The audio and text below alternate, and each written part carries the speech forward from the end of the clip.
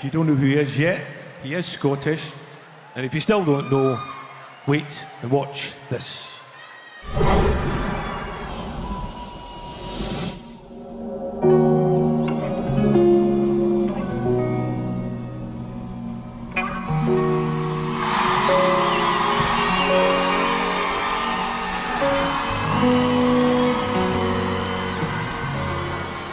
He is a special actor and a decent human being. David is a natural actor. He's got this metamorphic ability to play a very wide range of parts. I think with David, you always want to know more. You kind of look and you just want to look further. On set, David is a joy. He's always happy. I haven't seen him yet be a bit grumpy. He might not like me saying it, but he's gentle. And that comes through in so many of the things that he does. Is this one of those sort of VT packages where I do a big David's great thing? Is it? Okay.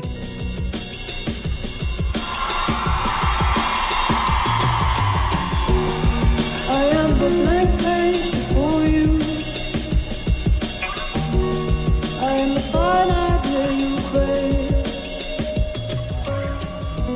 I think what sets him apart from just about every other man on screen, actually, is there's a lack of boring machismo with him. He skates over stuff, he dances over stuff, he's so nimble and light and clever.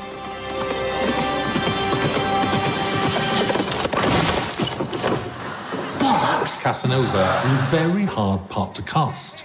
It just wasn't working, people just weren't getting it. I was watching tapes of auditions, and suddenly this voice came on that just was perfect, that just said the lines as they should be said, but better. Which in context is just a rhetorical ornament and therefore invalid. Now that's it. That's the man. Who are you? Right, yes, hello. Giacomo Casanova. Nice to meet you. Something about David that makes him particularly good, I think, is a complete lack of ego. He doesn't try and force anything on it. It's completely natural and believable. And you want to believe him as well. For God's sake! Bloody Twitter! Who told the journalist? He plays a kind of ruined figure, but he doesn't overplay it. It might not be, on the face of it, a performance to catch the eye, but it is. It holds the whole series together. Together with Olivia Colman, I think it was champagne casting. Whatever he plays, he makes his own. I'm the Doctor. You just feel as though he was meant to play that part, always. I'm 903 years old, and I'm the man who's going to save your lives and all 6 billion people on the planet below. David brought back that flair and showmanship to the Doctor. Funny and sweet and romantic. The last scenes of him with Rose Tyler, with Billy Piper on the beach, which is a sad scene, and it's a great big romantic scene. Can I? I'm still just an image. No touch. He brought such class to it, and such beauty, and such dignity. I love you. It's quite right, too. I can remember that more vividly than a lot of, things that have happened in my life. It really felt very much like we were saying goodbye to one another. Rose Tyler. He was there supporting me through something that I was finding really traumatic. It's a tough thing to be the Doctor because you are the kind of custodian of something for a while and then you pass it on. And that's something that David absolutely took very seriously. He's witty and he's quick. He's sharp. He can be a clown, a statesman, a king, and a pauper. But more important than anything, as far as I'm concerned, is he's really funny. David's always up for everything. If I've said you've got to put a wig on and wear silly clothes, and he's absolutely up for it.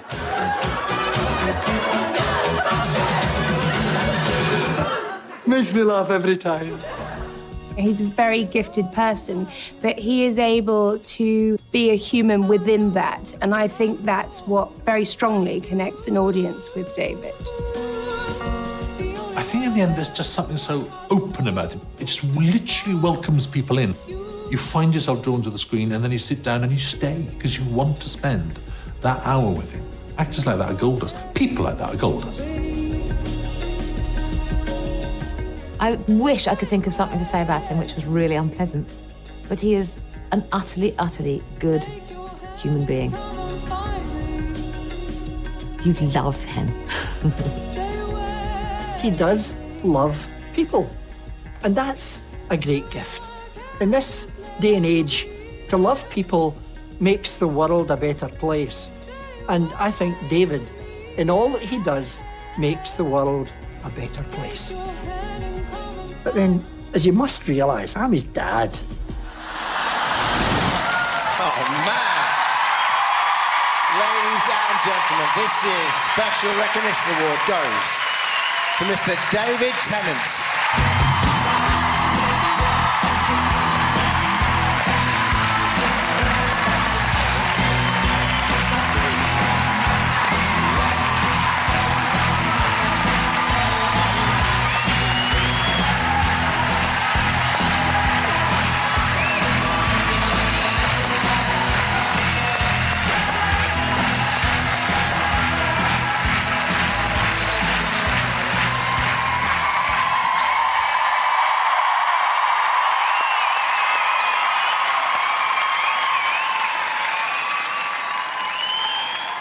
So glad I didn't get stuck in traffic.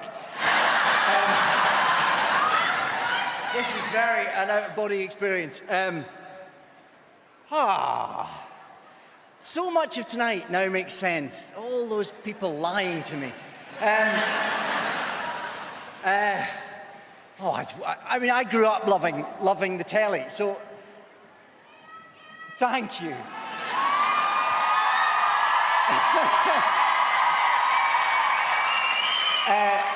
So the fact that I get to make part of my living by being on the telly is something I have to pinch myself about. To get prizes for it, it doesn't compute. I think that, as tonight proves, TV and TV drama in particular, I think is in the midst of a real golden time, and just to be the tiniest little cog in that is something I'm terribly proud of. But I'm just a hired hand, so anything I've achieved is because talented and clever people have been talented and clever enough to give me jobs. So to any of them, David Blair, who gave me my first big telly job, Russell T Davies, Julie Gardner, obviously, Chris Chibnall and Jane Featherston. I've started a list. Don't do a list, I'll go on forever. Anyone who's ever given me a shot, thank you very much. And anyone who's ever let me into their living room on the telly, it's a real honour and a privilege to get to do that, so thank you.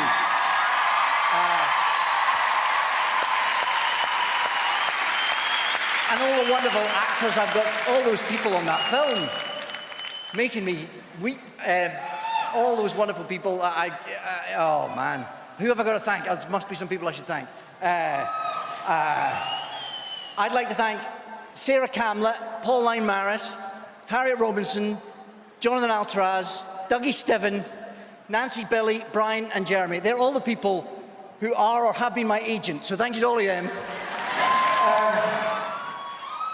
I don't know what else to say. Obviously, I've got to thank my wonderful family, my amazing wife who has lied to me about tonight, but Georgia and Ty and Olive and Wilfred, who make everything possible, but much more importantly, make everything worthwhile. Thank you, I love you very much. And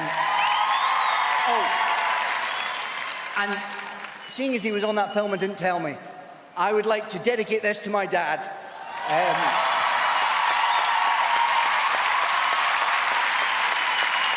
He's an inspiration and a role model, so thanks, Sandy, and thank you, everyone. This is amazing. Thank you so much.